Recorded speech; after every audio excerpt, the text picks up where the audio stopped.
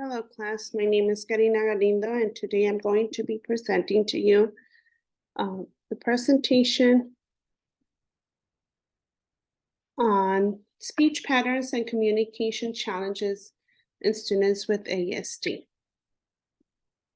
To begin with, I would like to start with explaining what is receptive and expressive language. So when we talk about receptive and expressive language, we think about receptive being the input of the language and expressive being the output. So receptive is how we receive the information and expressive is how we deliver that information.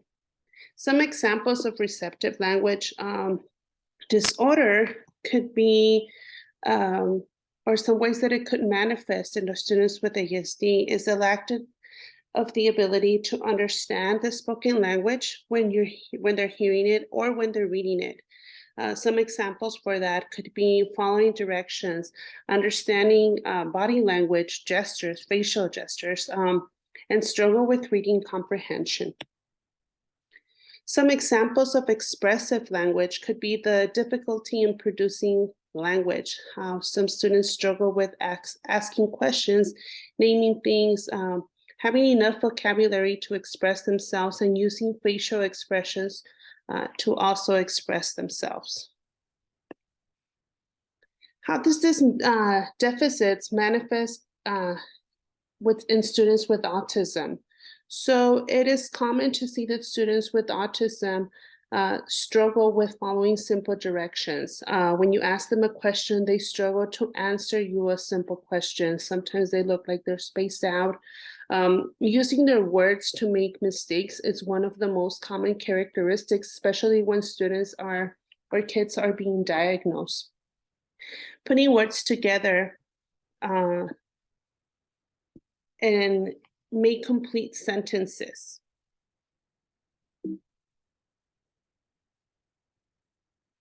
Some common speech patterns in autism.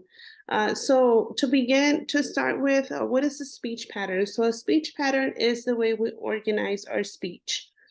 Some common speech patterns in students with autism, it's the echolalia, pronoun reversal, metaphorical language, tonality, and arrhythmia.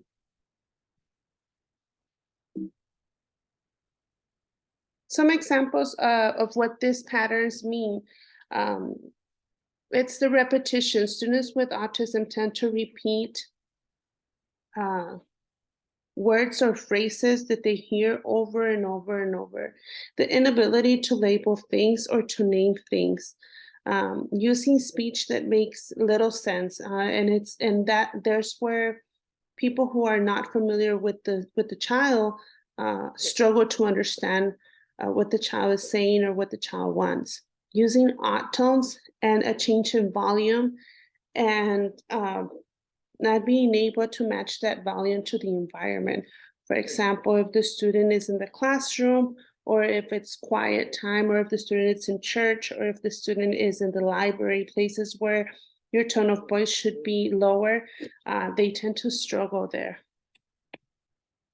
So 3 common difficulties that students with ASD might experience as a result of a language deficit. It's building relationships with their peers and with society in general. Reading comprehension academically, they struggle a lot with understanding what they're reading, and social emotional, right? Expressing their thoughts and feelings.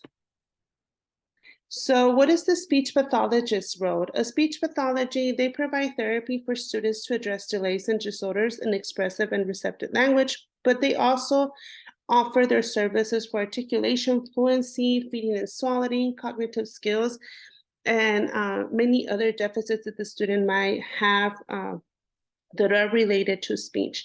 So the related services are services that are provided in school to address these deficits. What are the benefits of speech therapy? The benefits of speech therapy is that it improves communication skills, it gives the opportunity to the students to participate in activities or techniques to speak and express their thoughts and feelings, so they get that practice part. It improves vocal skills, it increases the independence in students, and the speech pathologist and teacher can work together on creating activities or pairing up some of the speech activities that they're doing so that the student can continue working and improving their speech and language skills in the classroom. Thank you.